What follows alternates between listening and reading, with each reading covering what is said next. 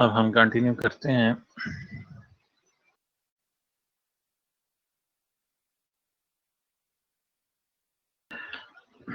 आज हम एक्टिनाइड्स के बारे में पढ़ेंगे। पिछले लेक्चर में हमने जो हमारा फर्स्ट ऑनलाइन लेक्चर था पोर्टल के थ्रू, उसमें हमने लैंथेनाइड्स के बारे में कुछ पढ़ा था। कुछ ज़्यादा डिटेल नहीं, लेकिन चंद एक जो प्रोमिनेंट चीज़ें हैं वो पढ़ी थी, उनके ट्रेंड्स और एक सेपरेशन के मेथड्स भी पढ़े थे। आज हम एक्टिनाइड्स के बारे में पढ़ेंगे।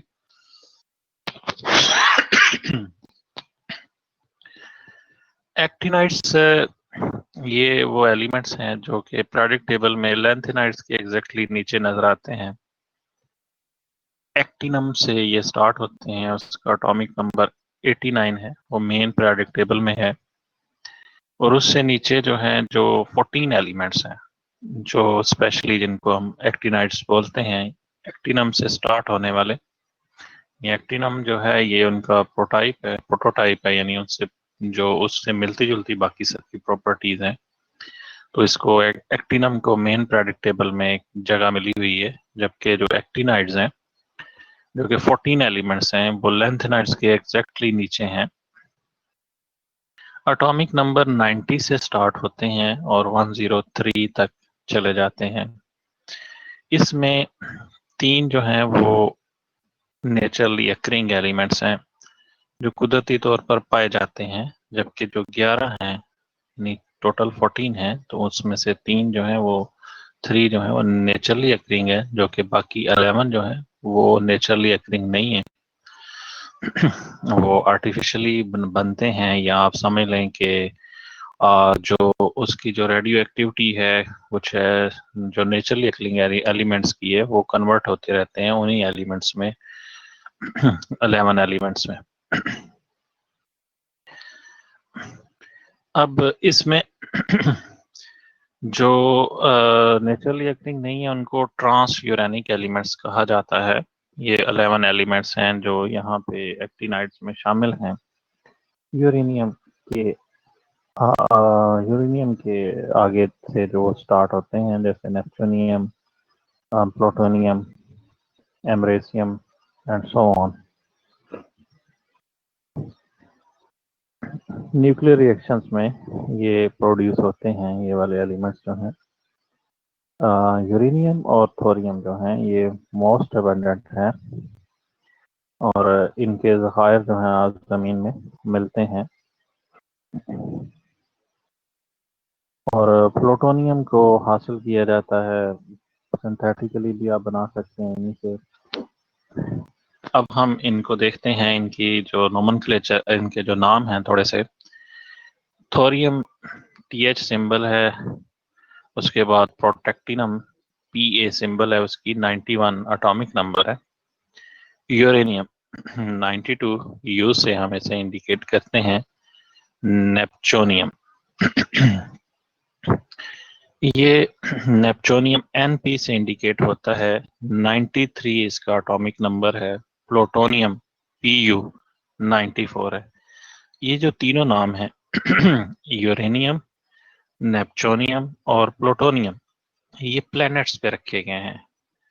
ये जो सोलर सिस्टम है इसमें जैसे अर्थ एक प्लैनेट है, इसी तरह यूरेनस जो है ये एक प्लैनेट है। उसके बाद नेपच्यून जो है ये प्लैनेट है। प्लूटो पहले प्लैनेट था, बाद में अब नहीं रहा। लेकिन ये जो यूरेनियम है, ये यूरेनस जो है ये 7th है, आई थिंक 7th नंबर पे जो प्लैनेट आता है, और 8th नंबर पे जो नेपच्यून आता है उसी से ये नेपच्यूनियम बना हुआ है।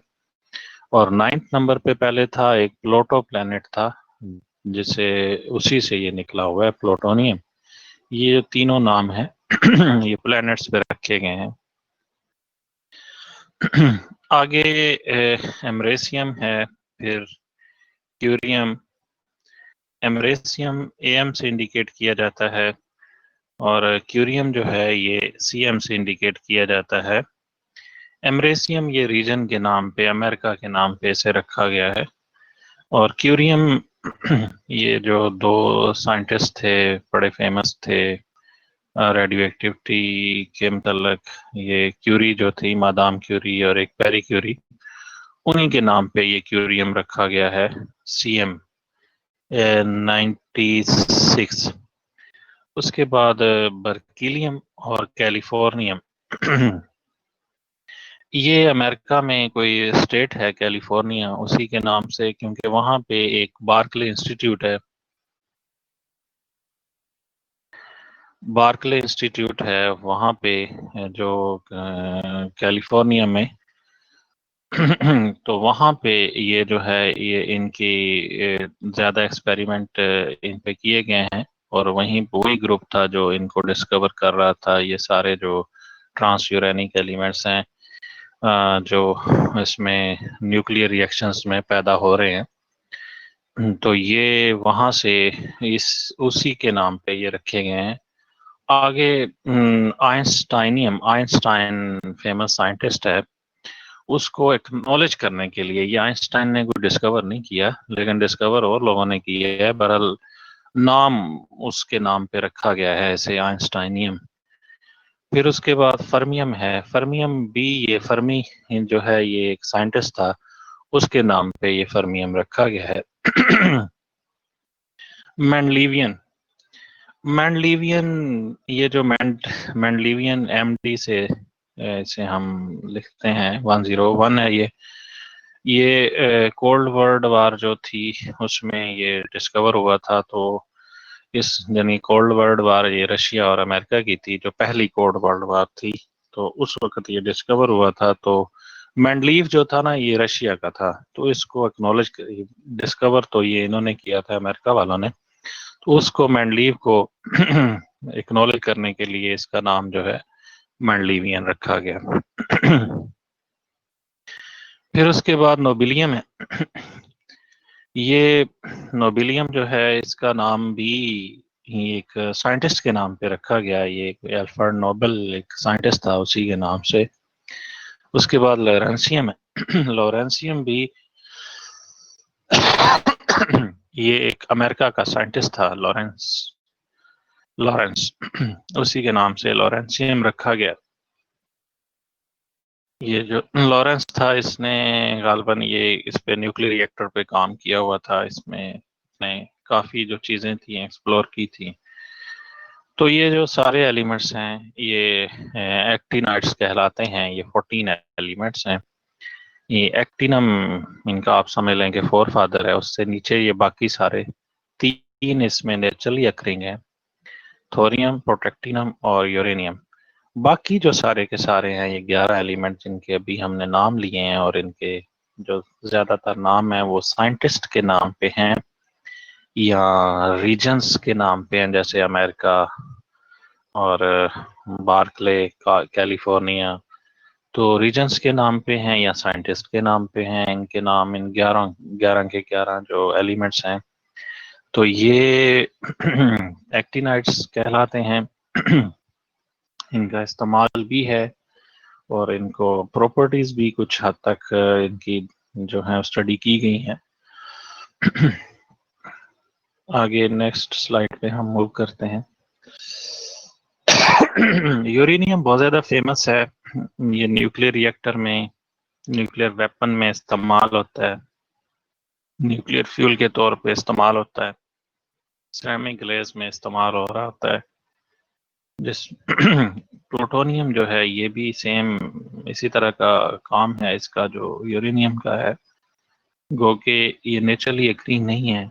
यूरेनियम व प्लूटोनियम इसे बनाया जाता है, यूरेनियम से आप इसे बनाते हैं, प्लूटोनियम बनाते हैं, तो प्लूटोनियम को भी यूज किया जाता है न्यूक्लियर पावर प्लांट्स में और ये एटॉमिक बम वगैरह में।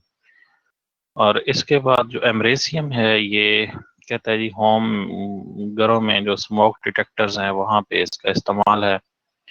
और कैलिफोर्नियम का इस्तेमाल जो है ये चंद एक इम्पोर्टेंट जो हैं उनका जिक्र किया गया है। ये जो कैंसर सेल है उनको खत्म करने के लिए रेडिएशंस के जरिए कैलिफोर्नियम को इस्तेमाल किया जाता है।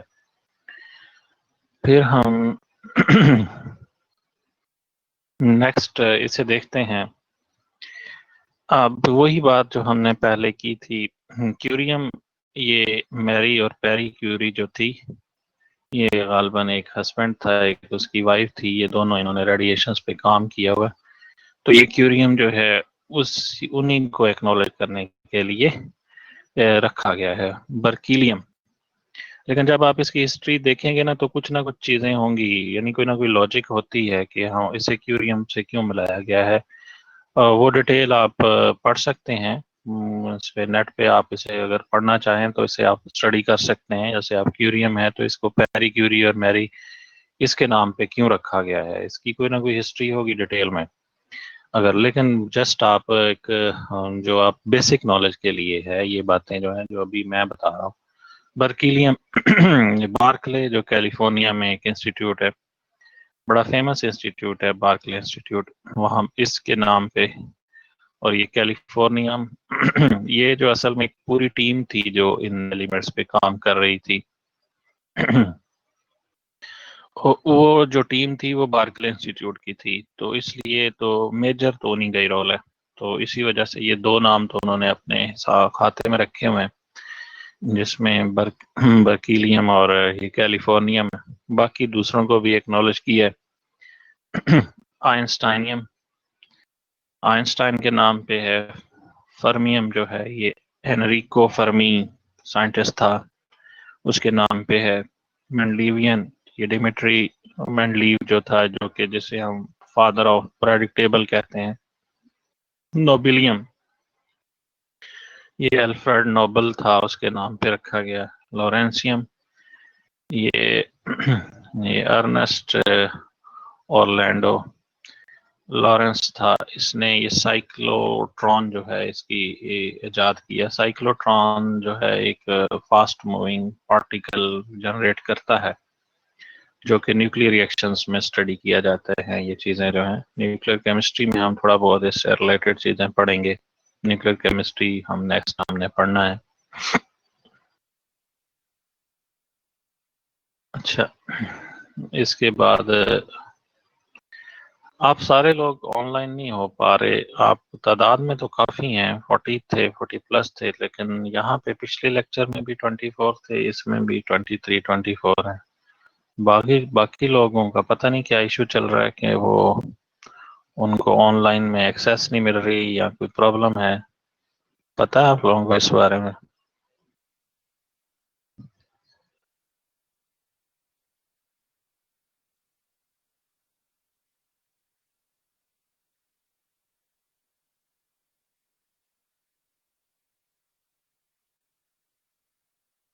पोर्टल इशू, अच्छा। ठीक है, बहरहाल मेरा ख्याल है कि आप उनको बता सकते हैं, लेक्चर आप उनके साथ शेयर कर सकते हैं जिनके मसाइल हैं। तो हाज़िरी या अटेंडेंस जो है ना ये तो पूरी चली जाएगी सबकी, इसके कोई परेशानी की बात नहीं है। वो कह रहे थे जो आपके जो ऑफिस वाले लोग हैं कि हम इसे एडजस्ट करेंगे अटेंडेंस को। तो 24 लोगों की अटेंडेंस मैंने पिछली बार जो है वो मार्क की है, इस दफ़ा भी 24 ही है। तो आप बता दें कि अटेंडेंस का इशू आपका शायद इतना नहीं बनेगा, वो कोई ना कोई मसला उसका हल हो जाएगा। बहरहाल लेक्चर जो है उनको किसी न किसी तरीके से ये आप उन्हें फ्राहम करें, तो ताकि वो पढ़ के इसमें आगे पास हो सकें। ट्रांस यूरेनिक एलिमेंट्स यूरेनियम के जो आगे हैं उनको ट्रांस यूरेनिक एलिमेंट्स कहा जाता है। ये 93 से स्टार्ट होते हैं, नेपच्यूनियम से और लॉरेंशियम तक हैं ये एनरिको जो फर्मी था इसी ने इनकी जो इसके बारे में बताया था कि एक्टिनम को अगर शामिल करें तो ये 4 बन जाते हैं जो नेचुरली अकरिंग हैं, उस वक्त तक मौजूद थे। अगर एक्टिनम को शामिल कर लें फिर यूरेनियम है और फिर प्रोटेक्टिनम है और एक थोरियम है। तो इसके अलावा जो बाकी हैं वो सारे जो हैं वो ट्रांस यूरेनियम एलिमेंट्स कहलाते हैं। पहले इनकी डिस्कवरी नहीं थी, तो फिर इनमें पीरियोडिक टेबल में भी बहुत बाद में इनको जगह मिली जैसे जैसे ये डिस्कवर हुए। ये नेपचूनियम के बारे में है कि जैसे हम यूरेनियम 238 अगर हमारे पास है तो हम उसे न्यूट्रॉन से उसके जो है बम्बार्डिंग करते हैं न्यूट्रॉन की, तो हमें नेपचूनियम मिल जाता है। अगर हम यूरेनियम 238 को ड्यूट्रियम से जो है उसकी ड्यूट्रियम जो है उसके ऊपर बम्बार्ड करते हैं तो फिर हमारे पास प्लूटोनियम जो है वो निकल आता है। और ये 1941 में ये एक्सपेरिमेंट किया गया और उन्हें प्लूटोनियम मिला। एमरेसियम जो है ये भी ऐसे ही है कि आप प्लूटोनियम के ऊपर न्यूट्रॉन की जो बम्बार्डिंग करते हैं तो वहां से आपको एमरेसियम निकल आता है। क्यूरियम जो है ये अल्फा पार्टिकल अगर आप गिराते हैं प्लूटोनियम के ऊपर तो क्यूरियम जो है ये बना था। ये फर्स्ट कब बना था ये 7 ईयर लिखा हुआ है।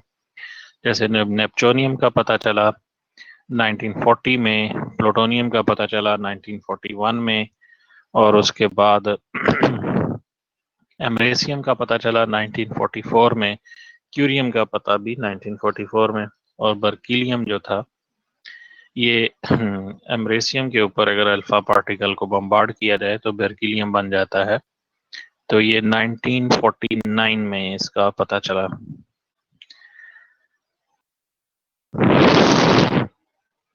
फिर देखें, फिर आइंस्टाइनियम है, ये 19 कैलिफोर्नियम है 1950 में। ये क्यूरियम जो था उसके ऊपर अल्फा पार्टिकल गिराए गए तो फिर ये कैलिफोर्नियम जो है ये प्रोड्यूस हुआ। आइंस्टाइनियम आइंस्टाइनियम और फर्मियम, ये एक पहला जो थर्मोन्यूक्लियर टेस्ट किया गया था। थर्मोन्यूक्लियर समझते हैं, हाइड्रोजन बम जो है। हाइड्रोजन बम का जो पहला एक्सपेरिमेंट था ये किसी जजीरे में किया गया था, अमेरिका ने किया था। तो उसमें ये दोनों जो है उसका जो समझ लें कि आप वेस्ट जो था, यानी जैसे एक्सप्लोजन हुआ उसके बाद जो उसका वेस्ट था उसको स्टडी किया गया तो वहां से ये दोनों एलिमेंट्स मिले थे।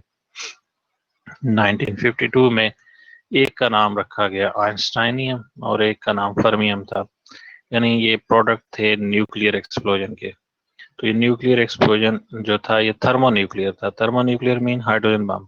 हाइड्रोजन बम का जो फर्स्ट एक्सपेरिमेंट था ये 1952 में इसे जजीरे में किया गया था और अमेरिका ने किया था। और वहां से ये बात पता चली थी कि ये दो एलिमेंट्स आइंस्टाइनियम और फर्मियम उनके जो उनका जो एज आप समझ लें कि जो वेस्ट बचा उसमें से ये दोनों चीजें मिली। मेंडलीवियन जो था ये 1955 में इसके बारे में पता चला। ये आइंस्टाइनियम जो हासिल हुआ था इसके ऊपर अल्फा पार्टिकल की बम्बार्डमेंट की गई तो मेंडलीवियन बन गया। नोबिलियम जो था ये एमरेसियम के ऊपर नाइट्रोजन की बम्बार्डमेंट की गई। यहाँ फिर कहता है कि अल्फा पार्टिकल जो है उसको यूरेनियम से जब आप बम्बार्ड करते हैं तब भी ये तो बीटा पार्टिकल एमिट करते करते आखिर में नोबिलियम बन जाता है। लोरेंसियम जो है ये कैलिफोर्नियम के ऊपर बोरॉन 10 या बोरॉन 11 की बम्बार्डमेंट की गई तो ये लोरेंसियम बना। और दूसरा जो इसका रिएक्शन था वो ये था, एमरेसियम को ऑक्सीजन का जो एक आइसोटोप है ऑक्सीजन 18 इसके साथ और जो है इसका रिएक्शन करवाया गया तो लोरेंसियम बना। ये वो कुछ फैक्ट्स हैं जो हिस्ट्री हैं, यानी कि इनकी जो फर्स्ट ये कब इंट्रोड्यूस हुए ये एलिमेंट्स कैसे बनाएंगे, क्योंकि जो नेचुरली अकरिंग नहीं है तो उनको वो उनके बारे में पता कैसे चला, किस ईयर में पता चला और कैसे रिएक्शन हुआ। तो ये जस्ट उनकी एक आप समझ लें कि एक ब्रीफ सा एक इंट्रोडक्शन है। फिर इनकी जो पोजीशन थी पीरियोडिक टेबल में ये एक मसला थी। अभी आप लोग 27 हो गए थे। अच्छा, इनकी जो पोजीशन थी पीरियोडिक टेबल में ये एक इशू थी। यहाँ से आप देख सकते हैं इनको एक्टिनम जो है ना, एक्टिनम ये जो यहाँ पे आपके पास स्कैंडियम, यूट्रियम, लेंथिनम और नीचे एक्टिनम, वहां से आगे ये नीचे जो 14 एलिमेंट्स हैं ये सारे के सारे ये एक्टिनाइड्स कहलाते हैं। लेकिन ये बहुत बाद में इनको इस तरह से अरेंज किया गया। शुरू में ये था शुरू में ये था कि हमारे पास जो थे ना वो 3 ही एलिमेंट थे जो एक्टिनम से रिलेटेड हैं। कौन कौन से? थोरियम, प्रोटेक्टिनम और यूरेनियम। यूरेनियम जो था वो सबसे हैवी एलिमेंट था, यूरेनियम 92, यानी उसके आगे कुछ भी डिस्कवर नहीं हुआ था। शुरू में ये था कि इन तीनों को वहीं पे थोरियम के एक्टिनम के साथ रखा गया था, लेकिन बाद में फिर ये कि इनको नीचे जो है पीरियोडिक टेबल में जगह दी गई।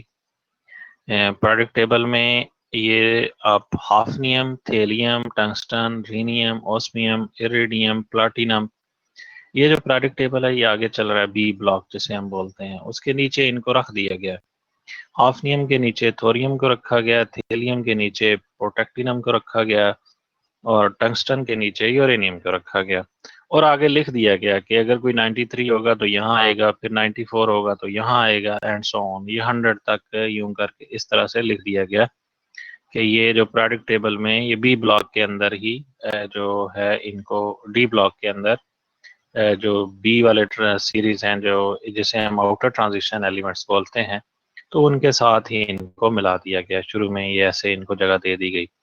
अब इसमें मिलाने की ये वजह बताई गई कि जो थोरियम है या प्रोटेक्टिनम है या फिर ये यूरेनियम है, इनकी जो ऑक्सीडेशन स्टेट हैं ये +4, +5 और +6 है। ये कहता है ऑक्सीडेशन स्टेट्स हैं ये इनसे मिलती हैं, हाफनियम से, थेलियम से, टंगस्टन से। इसलिए इनको इनको आप हाफनियम के नीचे, थेलियम के नीचे और टंगस्टन के नीचे रख सकते हैं। लेकिन बाद में एलिमेंट्स डिस्कवर होना शुरू हो गए, यानी 93 था उसका पहले पता नहीं था, वो नेपच्यूनियम बाद में डिस्कवर हुआ, तो फिर ये 94 वाला भी डिस्कवर हुआ। तो अब ये था कि अगर जो अनडिस्कवर्ड एलिमेंट्स थे जिससे हम ट्रांसयूरेनिक एलिमेंट्स होते हैं, इसको थोड़ा बड़ा कर लेते हैं। ट्रांस यूरेनियम एलिमेंट्स जो थे ये 93 से स्टार्ट हो रहे हैं और 100 तक, जैसे यहाँ पे नीचे इनको जगह दे दी गई कि ये ऐसे ही नीचे आएंगे और लेड तक चले जाएंगे। लेड पी से है, हेलियम भी ब्लॉक से है, मरकरी ये जो आप समझ लें, ये सेकंड बी, ये फर्स्ट बी, ये बी से स्टार्ट हो रहे हैं और ये फर्स्ट बी। और इनकी जो प्रॉपर्टीज हैं नेपच्यूनियम की और प्लूटोनियम की, यूरेनियम और ऑस्मियम से नहीं मिलती। इनकी प्रॉपर्टीज जो हैं वो यूरेनियम से मिलती हैं। ये सारे के सारे रेडियो एक्टिव हैं। ये जो 93 और 94 वाला है ये यूरेनियम से इनकी प्रॉपर्टीज मिल रही हैं, रीनियम और ऑस्मियम से नहीं मिल रही। तो फिर इसमें मॉडिफिकेशन की गई पीरियोडिक टेबल में। मॉडिफिकेशन ऐसे की गई कि जो, चूंकि ये दो एलिमेंट तो डिस्कवर हुए थे उस वक्त 1941 में, 1941 में पीरियोडिक टेबल जो है वो इस तरह से अरेंज किया गया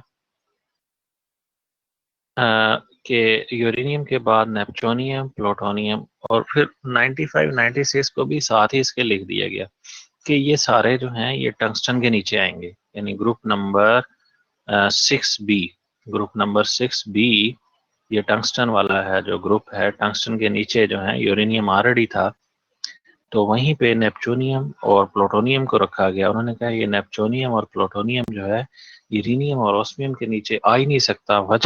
वजह ये थी कि इनकी प्रॉपर्टीज यूरेनियम और ऑस्मियम से नीचे, इनसे इस ग्रुप में जो मौजूद एलिमेंट्स हैं उनसे नहीं मिलती थी और इनकी प्रॉपर्टीज यूरेनियम से मिल रही थी।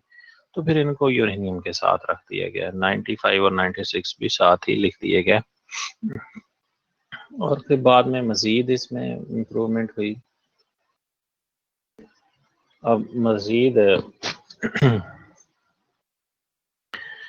एक्सपेरिमेंट किए गए, मतलब इनकी प्रॉपर्टीज को जांचने के लिए जो है, और फिर मजीद जो एलिमेंट्स थे वो भी डिस्कवर हुए। यानी 1941 के बाद 1944 आया तो फिर और एलिमेंट्स जो थे वो डिस्कवर हुए।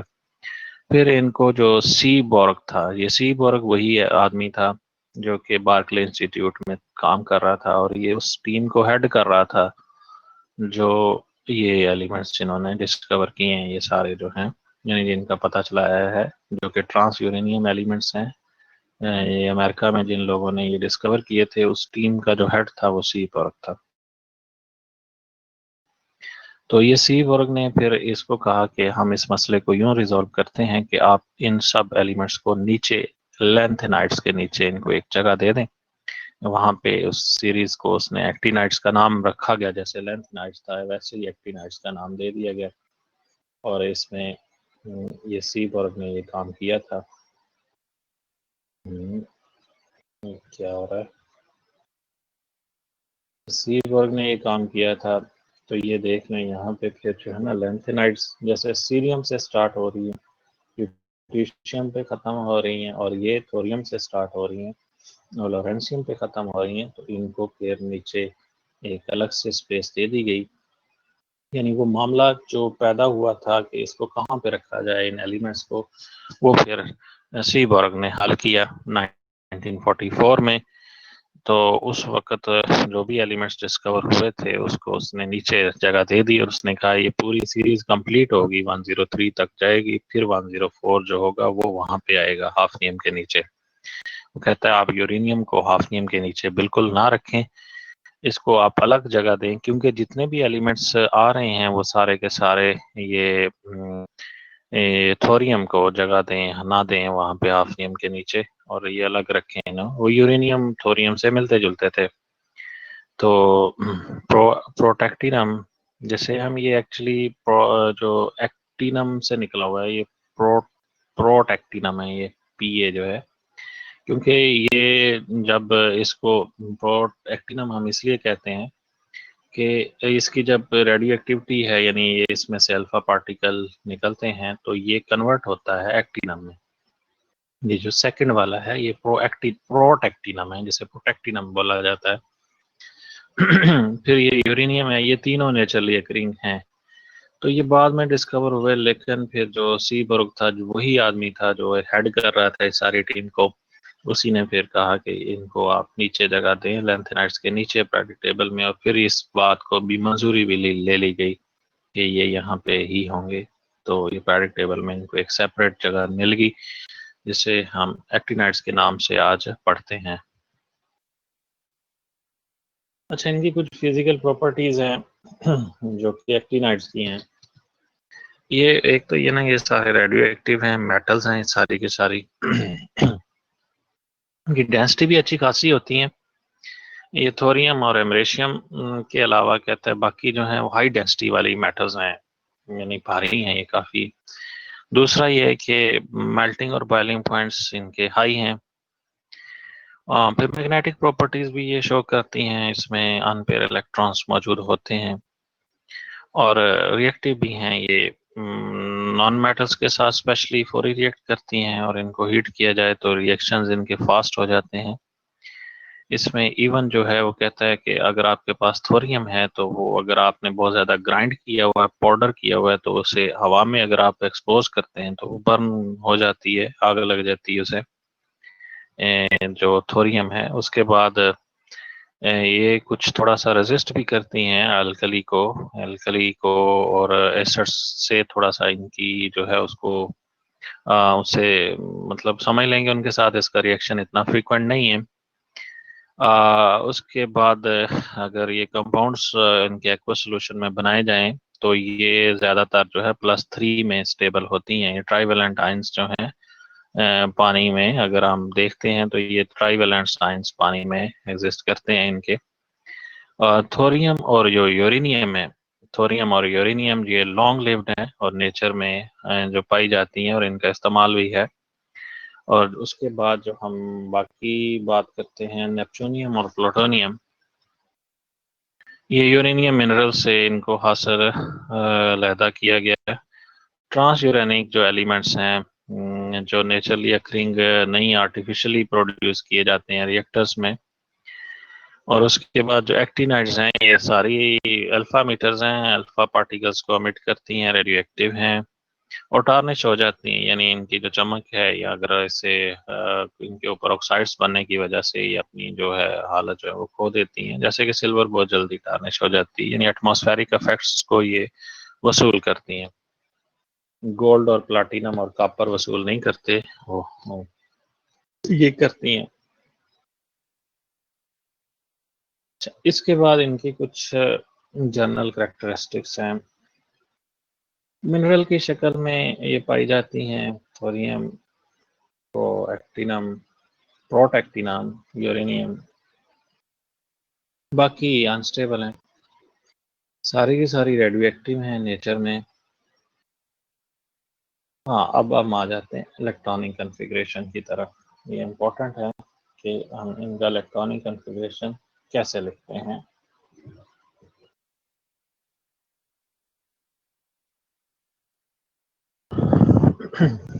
इलेक्ट्रॉनिक कॉन्फ़िगरेशन में ये एक्टिनम से चूँकि स्टार्ट होती हैं, तो हम एक्टिनम को सबसे पहले देखते हैं। एक्टिनम 89 है और उसके बाद ये थोरियम से लॉरेंशियम तक जाती हैं। ये रेडॉन जो है ना, ये वो है आपके पास एक नोबल गैस है। आपकी मैं अटेंडेंस ले लूँ, आप इस वक्त लोग 28 हैं।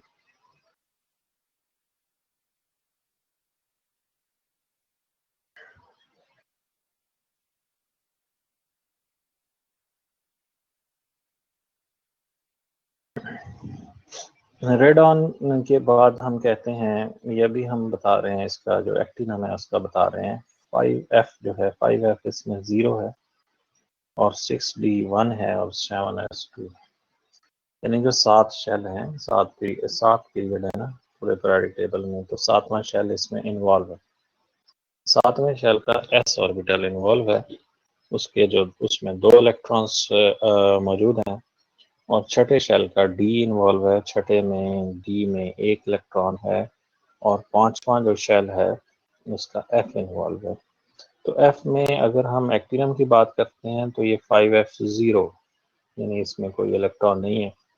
और जो इसके बाद आने वाले एलिमेंट हैं उनमें जो इलेक्ट्रॉन ऐड हो रहे हैं तो वो 5F में ऐड होना स्टार्ट हो जाते हैं। यहाँ पे 6B जो सब शेल है ये सिंगली फिल्ड है, मतलब इसमें 1 इलेक्ट्रॉन है। 5F सब शेल जो है वो वेकेंट है। अब इलेक्ट्रॉनिक कॉन्फ़िगरेशन हम 14 एक्टिनाइड्स का देखते हैं, तो 14 एक्टिनाइड्स में थोरियम पहला एलिमेंट है, तो वहाँ से जो भी इलेक्ट्रॉन एडअप होगा वो 5F जो है वो वेकेंट है, तो वहाँ पे जाएगा। और जो 6D है वो 1 इलेक्ट्रॉन के साथ ऐसे ही रहेगा। ये हमारी एक्सपेक्टेशन है। तो एक्सपेक्टेड जो कॉन्फ़िगरेशन है, इलेक्ट्रॉनिक कॉन्फ़िगरेशन एटम्स का जो एक्टिनाइड से आगे स्टार्ट होने वाले हैं, उन सब में जो 6D ऑर्बिटल है वो सिंगल इलेक्ट्रॉन के साथ होगा, और जो 5F ऑर्बिटल है जो 5वें शेल का है, तो वहाँ पे इलेक्ट्रॉन जाते जाएंगे। इसका मतलब है कि जो हमारा एक्सपेक्टेड इलेक्ट्रॉनिक कॉन्फ़िगरेशन है वो 5F से स्टार्ट होगा, 5F1 से 5F14 पे एंड होगा, और आखिर में ये 1 और 7S2 ऐसे ही रहेगा। लेकिन जो एनर्जीज होती हैं, हम कहते हैं एनर्जीज जो हैं वो 6D और 5F, 6D और 5F की ऑर्बिटल्स की, ये इसमें कोई ज़्यादा फर्क नहीं मिलता हमें। तो हम ये कहते हैं कि थोरियम के केस में जो 5 यहाँ पे जो 5F1 इलेक्ट्रॉन है, यानी 5वें F में आने वाला जो पहला इलेक्ट्रॉन है, वो एक्चुअली शिफ्ट हो जाता है 6D को, 6D में चला जाता है। और 6D में पहले 1 था, अब 6D में 2 हो जाते हैं।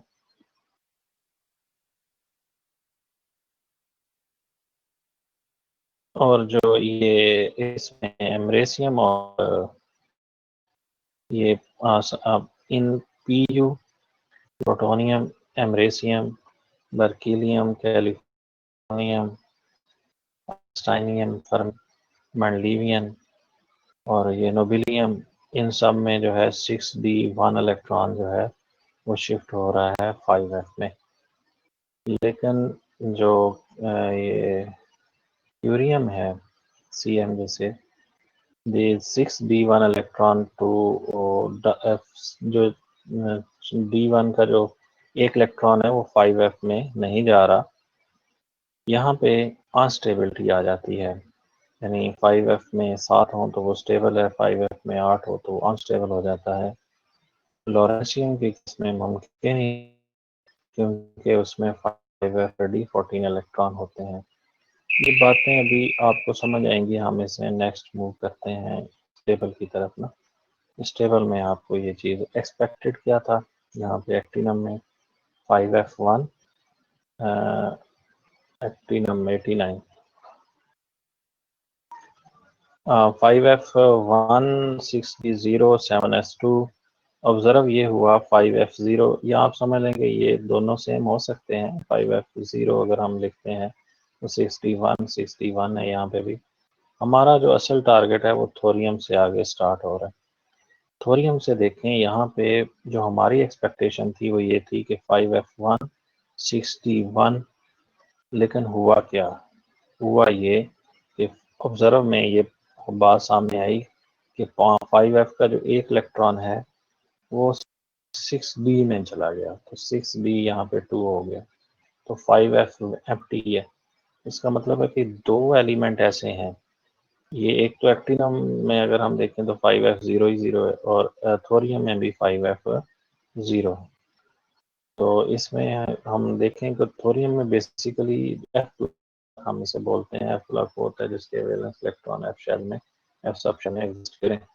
तो थोरियम के तो एग्जिस्ट ही नहीं। 14 की बात करते हैं तो 14 में से तो एक निकल गया, तो बेसिकली तो F ब्लॉक में 13 एलिमेंट्स आएंगे जो ऑब्जर्वेशन में आ रहा है।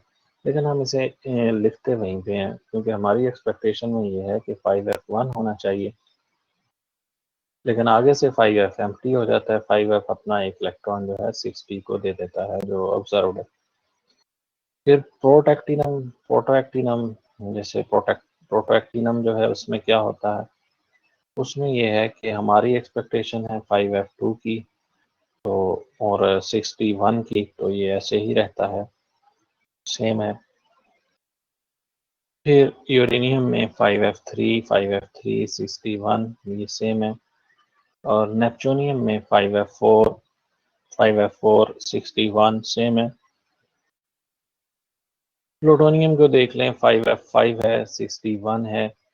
प्लूटोनियम में ये फिर जो है यहाँ पे थोड़ा सा फ़र्क आया, ऑब्जर्व्ड जो इलेक्ट्रॉनिक कन्फिग्रेशन है, तो ये यहाँ पे डी वाला फिर शिफ्ट हो रहा है यहाँ पे 5F में, और एमरेसियम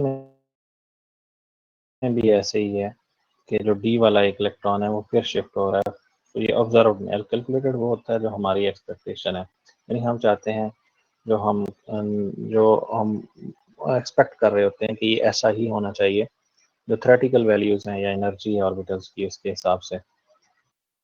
यहाँ पे ये है कि जो एमरेसियम है इसके केस में तो ये बात बिल्कुल क्लियर है कि उसने हाफ जो थी उसको स्टेबिलिटी हाफ शेल वाली, यानी 5F अगर 7 होगा तो वो ज़्यादा स्टेबल होगा।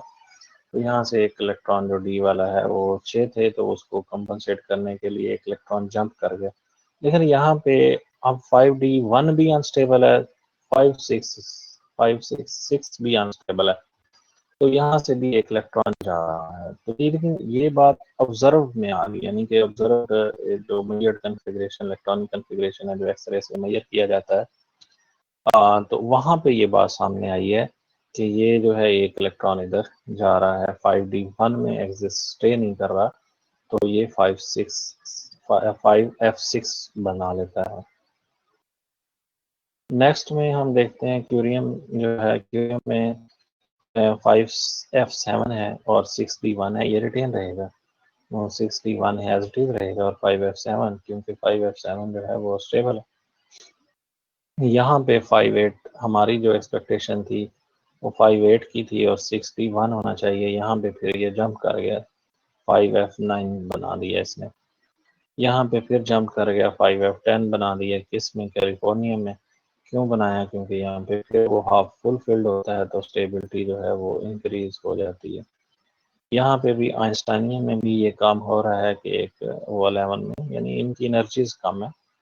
6D और 5F का जो एनर्जी गैप है वो कम है, इस वजह से ये 6D से जो इलेक्ट्रॉन है वो 5F में जा रहा है, यानी हम समझते हैं कि 6D की जो एनर्जी है वो ज़्यादा होनी चाहिए, 5F की कम होनी चाहिए, लेकिन एक्चुअली क्या है, 5F की एनर्जी ज़्यादा मिल रही है, 6D की एनर्जी ज़्यादा, 5F की एनर्जी कम मिल रही है और 6D की एनर्जी ज़्यादा मिल रही है, तो उससे कम एनर्जी वाले में इलेक्ट्रॉन जो है वो शिफ्ट होते हैं,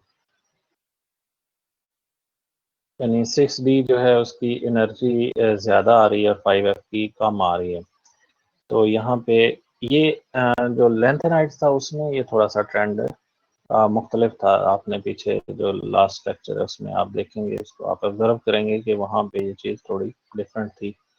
वहाँ पे चूँकि 5F नहीं था, वहाँ पे 4F था और 6D नहीं था, 5D था। वो 5D और 4F का जो एनर्जी गैप है वो मुख्तलिफ है 5F और 6D के एनर्जी गैप से। इसलिए यहाँ पे एनर्जी के फ़र्क की वजह से ये चेंज आ रहा है कि 6D 1 इलेक्ट्रॉन भी 5F में शिफ्ट हो रहा है। तो यहाँ पे भी ऐसे ही है 6D, यानी अगर हम फर्मियम के केस में देखते हैं तो 5F 12 हो जाता है, और फिर हम देखते हैं मेंडेलियन के केस में 5F 13 है, और नोबेलियम के केस में 5F 14 है। यहाँ लॉरेंशियम के केस में ये पहले से LW103 भी लिखा गया था, बाद में इसे करेक्ट किया गया, इसे LR103 लिखा गया। तो इसमें जो चेंज है वो भी ऐसे ही है कि यहाँ पे तो 5F में 14 है और 61 एज इट इज रहता है।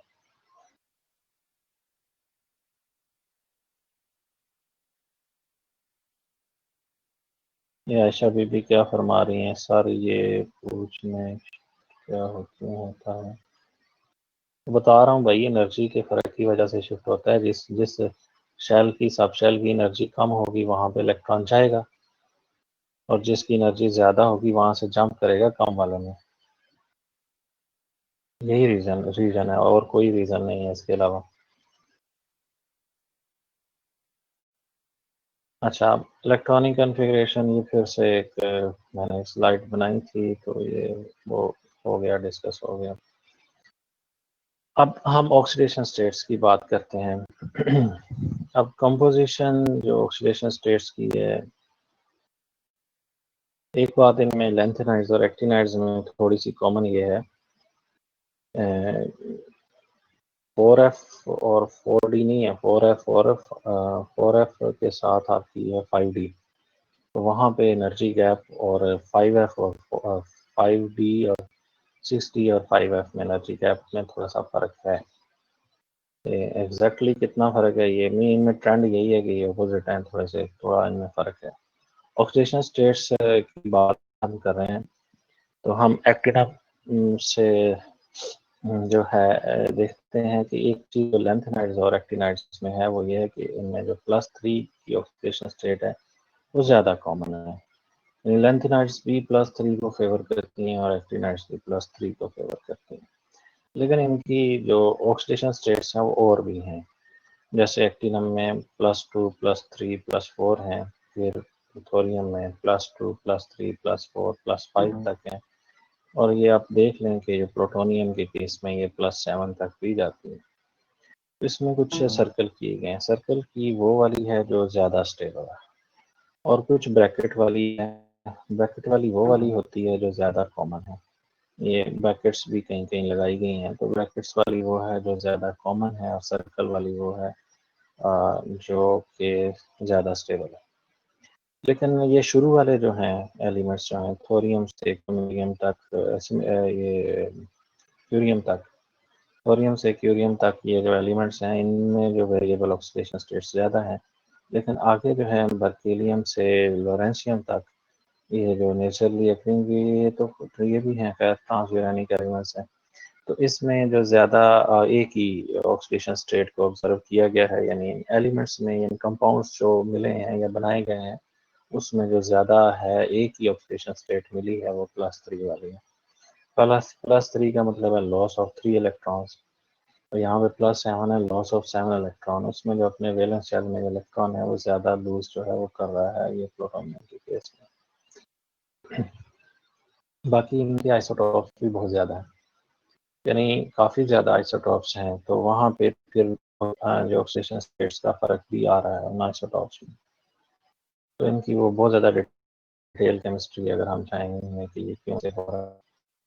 यहाँ पे देख रहे हैं कि जो लास्ट जो ऑक्सीडेशन स्टेट है, 2 एलिमेंट्स हैं, एक एमरेसियम है और एक थोरियम है। यहाँ पे आप देख लें कि ये +2 सिर्फ एमरेसियम एमरेसियम में, यानी अगर हम एक्टिनाइड्स की बात करते हैं, थोरियम से स्टार्ट करते हैं, तो ये थोरियम में +2 आ रहा है और एमरेसियम में +2 आ रहा है।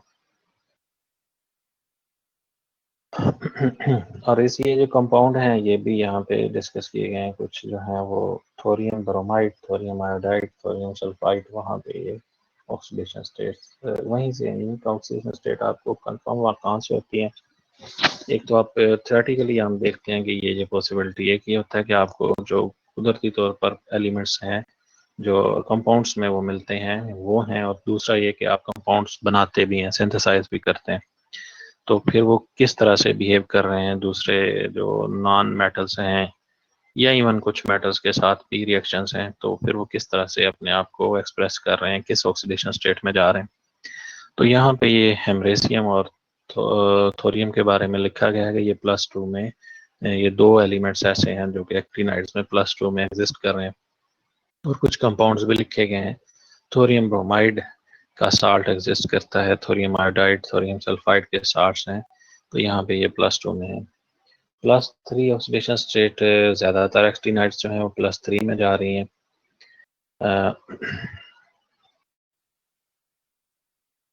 आपने ये देखा कि मोस्टली जो है वो +3 सारी की सारी एक्सप्रेस कर रही हैं, वो स्टेबल हैं ज़्यादा +3 में, कुछ में +4 भी है और वो +4 में भी स्टेबल है, और कुछ में +5 भी है। और इनका जिक्र भी किया गया है कि ये थोरियम है, प्रोटोएक्टिनम है, यूरेनियम, नेप्टूनियम, एमरेसियम, यूरियम, ये सारे जो हैं ये +5 भी शो करते हैं, और कुछ जो हैं +6 भी शो करते हैं। इनके कंपाउंड्स भी मिले हैं ऐसे, और कुछ जो हैं +7 में भी चले जाते हैं।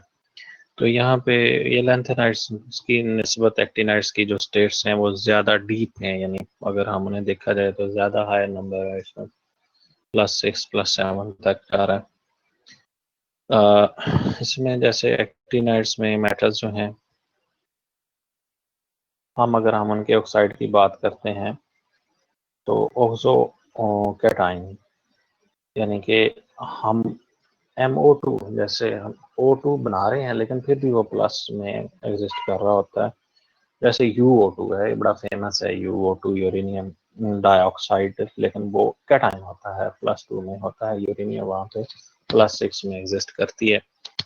UF6 जो है ना, ये जो आप यूरेनियम निकालते हैं ना ज़मीन से, उसे फिर UF6 में कन्वर्ट किया जाता है ताकि उससे फिर आगे उनकी एनरिचमेंट की जाती है, फिर नेक्स्ट उसे फ्यूल बनाया जाता है जो भी आप काम करना चाह रहे हैं। तो यूरेनियम जो है वो +2 यहाँ पे लिखा है ऑक्साइड, ये यूरेनियम की बात मैं कर रहा हूँ। यूरेनियम जैसे MO2 है, UO2 +2 में बहुत ज़्यादा फेमस है, इसमें +6 ऑक्सीडेशन स्टेट है। बाकी एलिमेंट्स की भी हैं, जैसे MO2 +1 में भी है, MO2 +2 में, MO2 नेक्स्ट में +1 में है, और एग्जांपल्स इसकी दी गई हैं।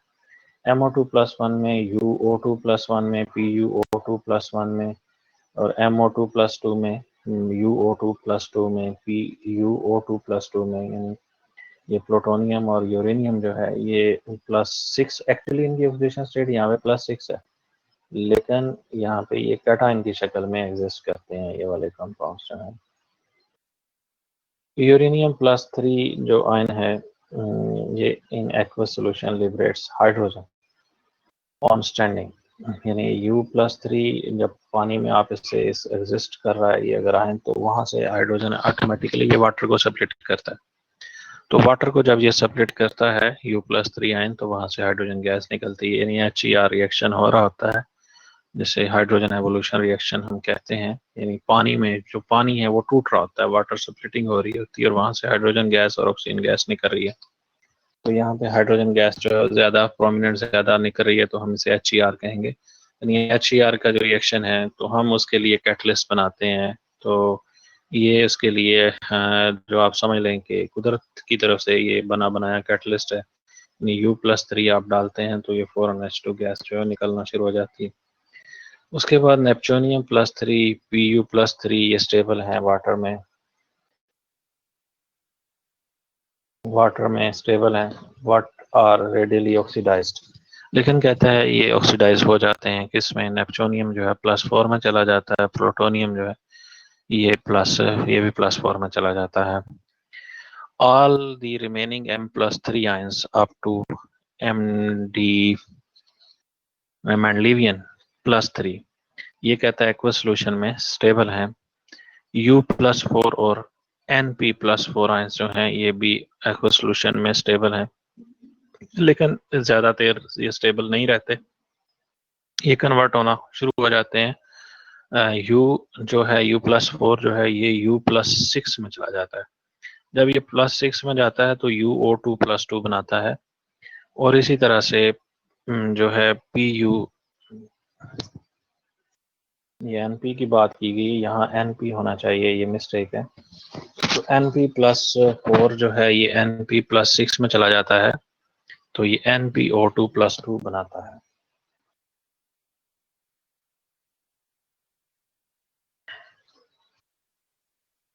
अच्छा, लैंथेनाइड कंट्रैक्शन का एक इफेक्ट है, वो आपने पढ़ा हुआ है। वहां पे 4f जो था उसमें इलेक्ट्रॉन ऐड हो रहे थे, यहाँ पे 5f में इलेक्ट्रॉन ऐड हो रहे हैं। तो ये बात आपको समझने की जरूरत है कि जो f सब शेल होता है इसकी पुअर शील्डिंग होती है, यानी हम SPDF को अगर हम ग्रेड करें तो सबसे ज्यादा पुअर f की है। क्यों पुअर है? इसके जो ऑर्बिटल्स होते हैं ना f के, वो सारे के सारे डिफ्यूज्ड होते हैं। डिफ्यूज्ड का मतलब होता है दे आर नॉट फोकस्ड, वो किसी एक डायरेक्शन में जो है वो इलेक्ट्रॉन रिवॉल्व कर रहा होता है, और बाकियों से अटैक जो है मुमकिन हो सकता है। जैसे अब यहाँ पे कोई बोर्ड पे में से ऐसे ही आपके पास कोई सेंट्रल न्यूक्लियस है, तो ये अगर ये वाला एक शेल है और ये दूसरा शेल है, ये तीसरा शेल है, ये चौथा शेल है, तो ये बहुत ज़्यादा डिफ्यूज्ड है। तो यानी ये वाला इलेक्ट्रॉन सिर्फ यहीं पे है, यानी ये वाला रीजन पे खाली मिलता है, यहाँ पे भी खाली मिलता है, यहाँ पे भी खाली मिलता है। तो जो बाहर वाला इलेक्ट्रॉन है 6s या 7s वाला, वो सर्कल में रिवॉल्व कर रहा होता है, तो उसके ऊपर जो न्यूक्लियर फोर्स है वो यहाँ से लग रही होती है। तो यहाँ पे तो चले आप समझ लें कि ये इसने थोड़ी शील्डिंग कर ली, लेकिन यहाँ पे शील्डिंग है ही नहीं। जब यहाँ पे शील्डिंग नहीं है तो फिर इसके ऊपर जो न्यूक्लियर पुल है वैलेंस इलेक्ट्रॉन के ऊपर, वो बढ़ जाता है। यानी यहाँ पे ये वैलेंस इलेक्ट्रॉन है, जैसे हम 7s की बात कर रहे हैं, तो ये वाला इलेक्ट्रॉन रिवॉल्व कर रहा है सर्कल में, तो यहाँ पे ये न्यूक्लियर फोर्स इसके ऊपर यहाँ पे स्ट्रांगली लग रही है, यहाँ पे भी लग रही है, यहाँ जहाँ गैप मिल रहा है वहाँ लग रही है। तो ये गैप जो है ये चूँकि डिफ्यूज्ड है, यानी ये किसी एक पॉइंट पे हैं, ये एफ के इलेक्ट्रॉन, आप समझ लें कि एफ के 2 इलेक्ट्रॉन यहीं पे हैं, 2 इलेक्ट्रॉन यहाँ पे हैं, 2 इस तरह से हैं।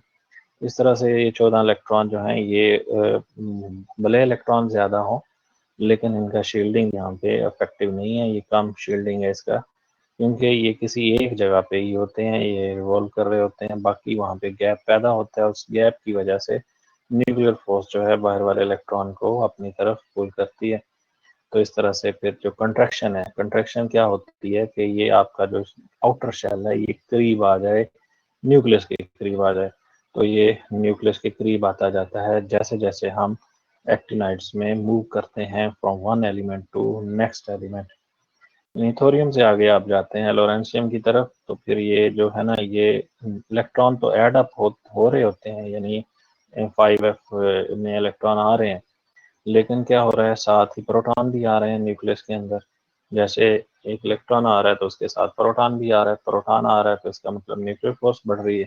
जब न्यूक्लियर फोर्स बढ़ रही है तो उसका अफेक्ट क्या है? उसका अफेक्ट ये है कि जो आने वाला इलेक्ट्रॉन है वो आने वाले प्रोटॉन को शील्ड नहीं कर सकता, तो जो प्रोटॉन का इफेक्ट जो है वो ज़्यादा प्रोमिनेंट हो जाता है, और ये वाला जो आखिरी शेल है ये करीब आ जाता है, यानी आप समझ लें कि यहाँ पे आ गया।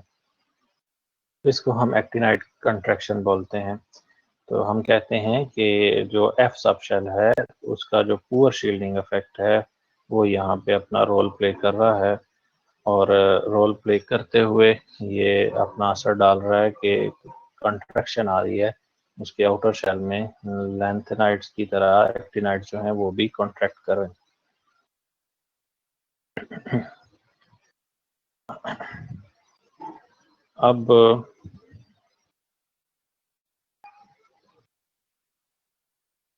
नेक्स्ट आप इस तरह कर लें कि कोई 15 मिनट का ब्रेक ले लें, फिर आगे हम चलते हैं। 10:01 है, आप 15 मिनट पे दोबारा जो है वो यहाँ पे आप फोकस हो जाएं, हम लेक्चर को फिर आगे कंटिन्यू करेंगे।